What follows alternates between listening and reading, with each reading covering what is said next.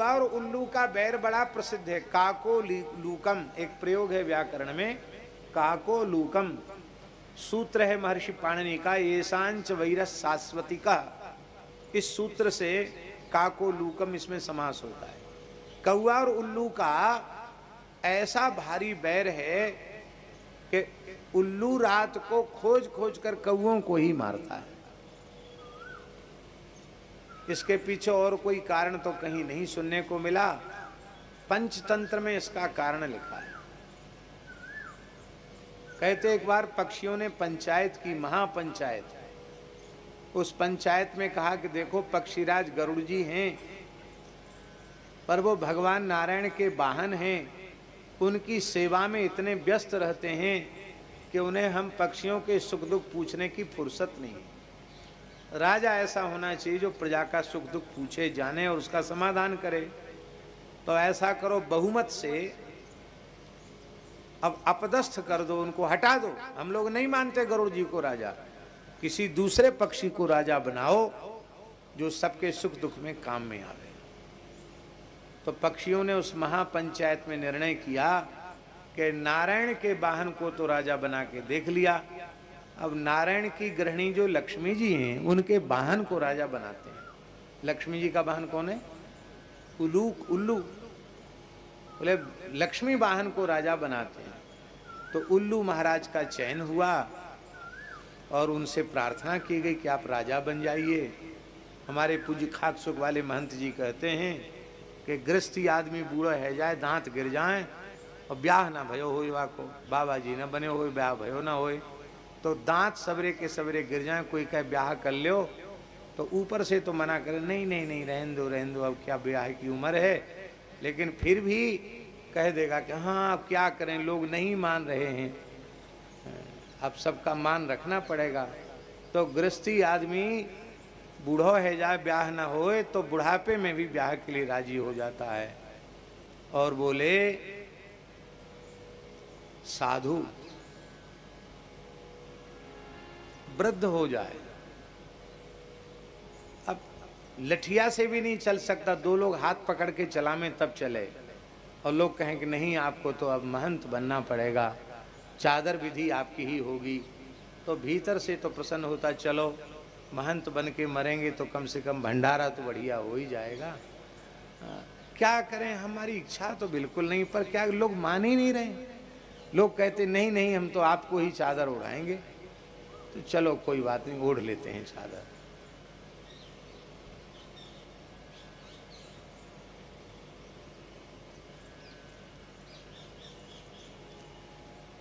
हरिशरणम। तो राम जी,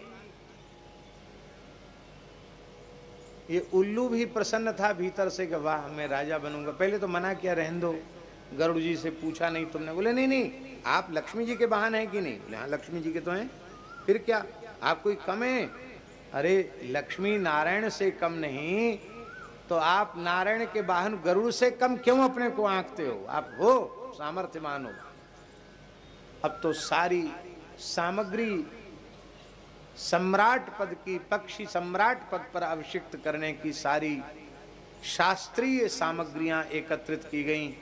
बड़ा बढ़िया रोचक वर्णन किया है विष्णु शर्मा ने कि समुद्रों का जल आ गया, नदियों का जल आ गया, कलश आ गए, औदुंबर पीठ आ गया, गुलर के पीठ पर बिठाकर अभिषेक किया जाता है। ऐसी विधि है, शास्त्रीय विधि। औदुंबर पीठ आ गया और वस्त्र आ गए, छत्र चमर सब कुछ आ गई।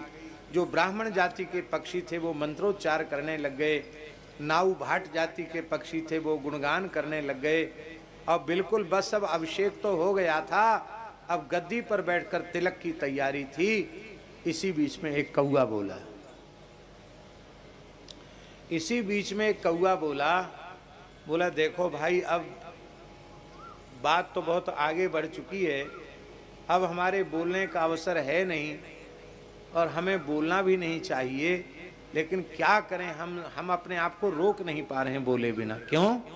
किसी सभा में सर्वथा अधर्म हो, अन्याय हो, और कोई धर्मनिष्ठ व्यक्ति उसमें बैठा हो और वो उसको रोके नहीं, टोके नहीं, तो उस व्यक्ति को पाप लग जाता है।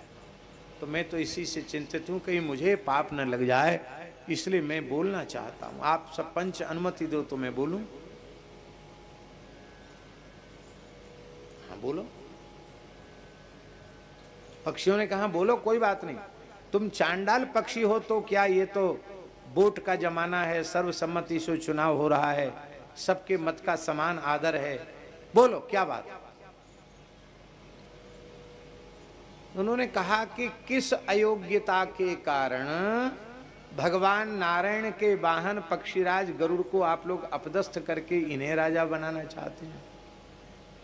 बोले हमारे भगवान की सेवा में व्यस्त हैं, हमारे सुख दुख को देखने नहीं आते हैं। देखने नहीं आते उनकी मजबूरी है, पर देखना चाहें तो देख तो सकते हैं कि नहीं? देख तो सकते हैं, अंधे तो नहीं है।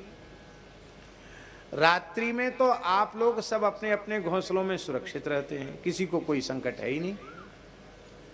संकट जितने आते हैं वो दिन में ही आते हैं, और जिसे तुम राजा बना रहे हो उसको तो दिन में नहीं दिखता, और रात में ये तुमको घूम घूम करके तुम लोगों का ही शिकार करके तुम्हारा रक्त पिएगा, तो रक्षा किससे? जो भक्षक है उसी को तुम राजा बना रहे हो। दिन में तो कोई संकट नहीं। अब तुमने गरुड़ जी को पुकारा कब? कभी पुकारा गरुड़ जी को? बोले नहीं पुकारा। तो फिर गरुड़ जी को दोष क्यों? उनके पास फरियाद करते, प्रार्थना करते। सबने कहा ये बात तो बिल्कुल, अरे ये तो बड़ा दुष्ट है, उल्लू है तो उल्लू। कहते नहीं तुम तो एकदम उल्लू हो। अरे बोले हाँ बिल्कुल सची उल्लूक है ये तो, ये बिल्कुल राजा के योग्य नहीं है, उतारो उतारो गद्दी से उतारो। उतार दिया। बोले ठीक है कोई बात नहीं, अभिषेक इसका हो गया, लेकिन अभी गद्दी पर तो नहीं बिठाया, चादर विधि नहीं हुई, अभी मुकुट नहीं धराया गया, अभी कोई बात नहीं, अब इसको हटा दो। अब पक्षीराज गरुड़ ही हम लोगों के राजा रहेंगे। अभिषेक के कलश का जो जल था उसी को उल्लू ने अपने हाथ में लिया, ओम विष्णुर विष्णुर विष्णु कह करके संकल्प किया उसने कि आज से कौआ हमारे पक्के दुश्मन, हम और पक्षियों को तो भले ही कौआ ना मिले तो मारेंगे, पहला शिकार कौओं का ही करेंगे। तब से कौआ उल्लू का बैर प्रसिद्ध हो गया। इसने उल्लू से शिक्षा ले ली, प्रेरणा ले ली, और उल्लू से शिक्षा लेने का परिणाम ये हुआ, इसने पांडवों के शिविर में प्रवेश किया। कथा आप सबको मालूम है, भगवान श्री कृष्ण कितने करुणामय हैं। भगवान श्री कृष्ण, आज यह घटना घटने वाली है, और आज ही भगवान श्री कृष्ण ने पांडवों से कहा, देखो जिस दिन राजा को विजयश्री प्राप्त हो उस दिन राजा को अपने शिविर में निष्विश्राम नहीं करना चाहिए। हो सकता है शत्रु पक्ष से कोई भयंकर षड्यंत्र हो जाए और सोते हुए राजा का वध कर दे कोई, अरे घर में रहने वाला शत्रु ही मार दे, जो सैनिक है वही शत्रु पक्ष से मिल जाए और मार दे, तो इसलिए विजय के बाद राजा को सुरक्षित स्थान में पहुंच जाना चाहिए, जब तक कि पूरा साम्राज्य उसके अधिकार में ना आ जाए। तो तुम लोग मेरे साथ चलो, सुरक्षित स्थान में चलो, शिविर को यहीं रहने दो। कौन करेगा रक्षा? बोले ये धृष्टद्युम्न सेनापति तो ही है ना, और आप चिंता मत करो, हम शिवजी से प्रार्थना करते हैं कि वो रक्षा करें। तो प्रलयंकर रुद्र को शिव को कहा, शंकर जी को कहा भगवान कृष्ण ने कि तुम पांडवों के शिविर की रक्षा करो। बोले बाबोले बोले जो आज्ञा। वो एक विचित्र अवधूत के वेश में दिव्य अस्त्र शस्त्र लेकर शिविर के मुख्य द्वार पर खड़े हो गए, और अश्वत्थामा ने कृतवर्मा कृपाचार्य के साथ प्रवेश का अर्धरात्रि में उपक्रम किया, लेकिन भगवान शंकर के श्री अंग में संपूर्ण अस्त्र शस्त्र उसके विलीन हो गए। वो समझ गया कि ये कोई सामान्य महापुरुष नहीं, भगवान शिव हैं। आपने उसने स्तुति की, अग्नि प्रज्वलित करके आहुति दी, स्तुति की, और कहा प्रसन्न नहीं होंगे तो मैं अपने आप की ही आहुति दे दूंगा। ये तो आशुतोष अवधरदानी हैं। शंकर जी प्रसन्न हो गए, बोले वरम ब्रूहि, वरदान मांगो। बोले आप हमको अपनी दिव्य शक्ति दे दो, खड्ग दे दो, जिससे मैं सोते हुए वीरों का वध कर सकूं। कहा एवमस्तु। ले साहब, जिनको सुरक्षा गार्ड बना के खड़ा किया था कि आप सुरक्षा करना, उन्होंने तलवार भी दे दी, आशीर्वाद भी दे दिया, शक्ति भी दे दी, अभीष्ट सिद्धि की शक्ति भी दे दी, आशीर्वाद दे दिया। आप लोग कहेंगे कि शंकर जी का ये काम अच्छा नहीं। उनको कहना चाहिए था भाई देखो, हमको भगवान ने यहाँ सुरक्षा का भार सौंपा है, तो इसके अतिरिक्त और कुछ तुम चाहो तो मांग, ये हम तुमको नहीं देंगे, ये कहना चाहिए था। लेकिन शंकर जी ने ऐसा क्यों किया? अज्ञान पूर्वक किया हुआ कर्म वह गुणदोष का भाजन होता है, अज्ञान पूर्वक किया गया कर्म। किंतु ज्ञान पूर्वक किया गया कर्म वो दोष युक्त नहीं होता। भगवान शिव इस प्रकार को, इस बात को अच्छी प्रकार से जानते हैं कि इस शिविर में सोने वाले वीरों का विनाश आज की रात्रि में ही है, इनकी आयु पूरी हो गई है। धृष्टद्युम्न की भी आयु पूरी हो चुकी है और इसी के हाथ से सबको होना है। और यदि भगवान सुरक्षा ही चाहते तो हमको ही क्यों कहते? प्रलय के देवता को रक्षा में लगा दिया, तो प्रलय के देवता को रक्षा में लगाया, इसका मतलब है कि आज यहाँ प्रलय लीला होनी है, इसलिए तो हमको बुला। ये शंकर जी जानते हैं। अच्छा, भगवान अपने सुदर्शन चक्र को आज्ञा नहीं दे सकते थे? भगवान सुदर्शन चक्र से कहते कि तुम शिविर की रक्षा करो, तो अश्वत्थामा की हिम्मत थी क्या भीतर घुसने की? इसलिए भगवान का जो विधान है, उस विधान को जानकर शंकर जी ने कृपा की, इसलिए शंकर जी को दोष नहीं लगा, ये बात समझने की। और अश्वत्थामा भी शिवान से ही है। शंकर जी के जो 81 अवतार कहे गए हैं शिव पुराण में, उनमें अश्वत्थामा भी शिव जी का ही अंशावतार है। इसने भीतर प्रवेश किया, द्रौपदी के 5 पुत्रों को ही 5 पांडव मानकर उनका मस्तक काट डाला और धृष्टद्युम्न को पकड़ लिया। सो रहा था धृष्टद्युम्न, क्योंकि आज तो कोई चिंता ही नहीं थी, अब तो विजय हो गई युद्ध में। तो बहुत गंभीर निद्रा में धृष्टद्युम्न सोया था।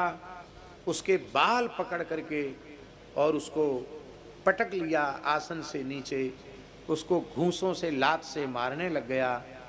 धृष्टद्युम्न की स्त्रियां समझी कि पता नहीं कौन आ गया रात में, वो चीख कर चिल्ला कर भागने लगी और उसने समझ लिया कि ये गुरुपुत्र अश्वत्थामा है। तो धृष्टद्युम्न ने कहा कि गुरुपुत्र, तुम मुझे तलवार से मौत के घाट उतार दो, मुझे मार डालो, आपके हाथ से मरकर मैं वीर गति को प्राप्त होऊंगा। लेकिन ये लात घूंसों की मार से मारने से, ये गर्दन मरोड़ कर मारने से वीर की भी दुर्गति होती है। इसलिए मैं वीरोचित मृत्यु चाहता हूं, पशु की तरह गला रेत करके, गला घोट कर मुझे मत मारो। लेकिन अश्वत्थामा ने कहा, अरे गुरुघाती, तू इसी प्रकार की मृत्यु का अधिकारी है, तेरे साथ ऐसा ही होना चाहिए।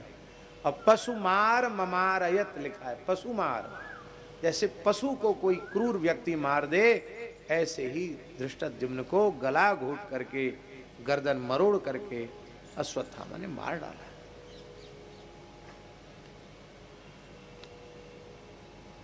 कृपाचार्य कृतवर्मा को आज्ञा दे दी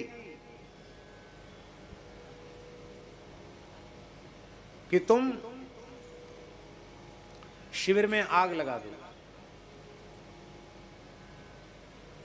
आग लाना वो अच्छा काम नहीं, लोग सो रहे हैं तुम आग लगा दो। कृपाचार्य कृतवर्मा को दोष नहीं लगा महाराज। क्यों नहीं लगा? सेनापति की आज्ञा का पालन करना सैनिकों का धर्म है। महाभारत की परिस्थितियां बड़ी विचित्र हैं।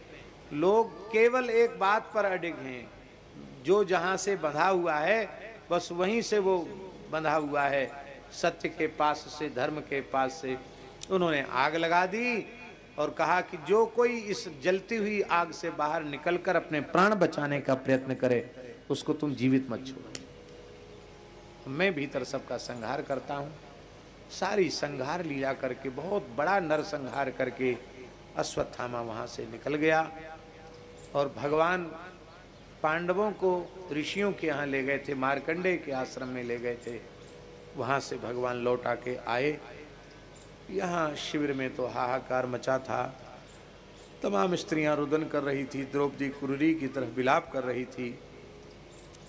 उस समय भगवान ने आश्वासन दिया द्रौपदी को, अर्जुन ने आश्वासन दिया कि तुम्हारे पुत्रों की हत्या करने वाला तीनों लोकों में कहीं भी छिपा होगा उसको हम खोज कर लाएंगे। अश्वत्थामा का पीछा किया, कथा आप सबको मालूम है। अश्वत्थामा ने हार कर ब्रह्मास्त्र का प्रयोग किया। भगवान की आज्ञा से अर्जुन ने भी ब्रह्मास्त्र का प्रयोग किया और अपनी गुरु भक्ति के बल से, भगवत कृपा के बल से दोनों ब्रह्मास्त्रों को वापस किया और इसको बांध लिया और बांध करके द्रौपदी के चरणों में उपस्थित किया। द्रौपदी ने कहा, मुच्यता मुच्यता मेषव ब्राह्मणों नितरांग गुरु। ये ब्राह्मण है, ये जन्म से ही सबका गुरु है, इसको छोड़ दो। सएष भगवान द्रोण प्रजारूपेण वर्तते। ये साक्षात गुरु द्रोणाचार्य ही हैं, इनमें अपने गुरु का दर्शन करके इनको छोड़ दो। इनकी माता विलाप न करे, क्योंकि कोई ब्राह्मणी यदि किसी राजा के राज्य में विलाप करती है, रुदन करती है, तो उस क्षत्रिय का प्रजा के सहित नाश हो जाता है। आप इस बात का विचार करो। भगवान ने द्रौपदी के भाव का आदर किया और अर्जुन को कहा कि इसको मारो भी मत, छोड़ो भी मत। अर्जुन ने इसकी मणि उखाड़ ली, युधिष्ठिर को भेंट कर दी, इसको सवर से निस्सारित कर दिया। किंतु फिर भी अश्वत्थामा ने क्षमा नहीं किया। अश्वत्थामा ने 5 दिव्यास्त्रों का प्रयोग पांडवों के ऊपर किया और पुनः ब्रह्मास्त्र का प्रयोग उत्तरा के गर्भगत परीक्षित के ऊपर किया। भागवत जी में लिखा है, सुदर्शनेन स्वास्त्रेण स्वानाम रक्षाम व्यधात विभु। स्वास्त्रेण सुदर्शनेन स्वानाम रक्षाम विभु व्यधात। सुदर्शन चक्र से भगवान ने पांडवों के ऊपर छोड़े हुए दिव्यास्त्रों को काट डाला और उत्तरा भगवान की शरण में आई और भगवान ने उत्तरा के गर्भ में प्रवेश किया, गर्भगत परीक्षित की रक्षा की। अब काम पूरा हो चुका है। भगवान द्वारिका जाना चाहते हैं, चाहते नहीं, जाने का नाटक कर रहे हैं, क्योंकि जाना तो भीष्म पर कृपा करने के बाद है। जब तक भीष्म का महाप्रयाण नहीं होगा तब तक भगवान को कहीं जाना नहीं है। पर ये तो नटवर नागर लीलाधारी हैं, ये सज धज करके रथ पर विराजमान होकर तैयार हो गए और कुंती माता को पता चला। कुंती दौड़ी हुई आई हैं और आकर के कुंती ने जो स्तुति की है, भागवत की अद्भुत स्तुति है, नमस्ये पुरुषम त्वाद्यमीश्वरम प्रकृते परम अलक्ष्यम सर्वभूतानाम अंतर्बहिरवस्थितम।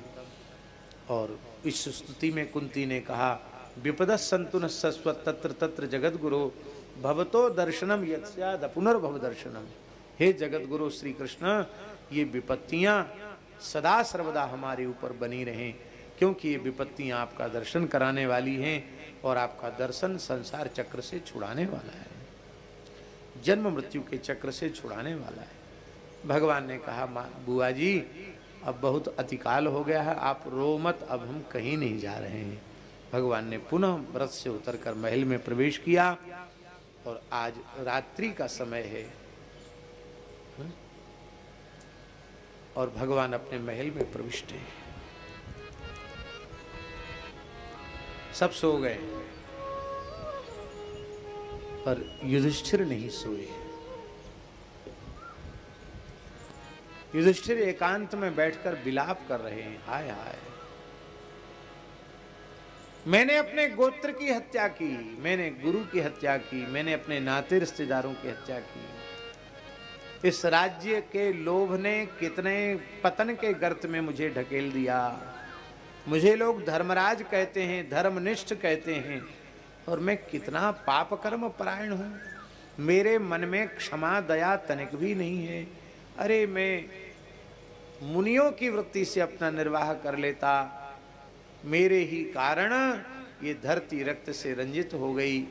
कितनी माताओं की गोद सूनी हो गई और कितनी सौभाग्यवती नारियों का मांग का सिंदूर उजड़ गया।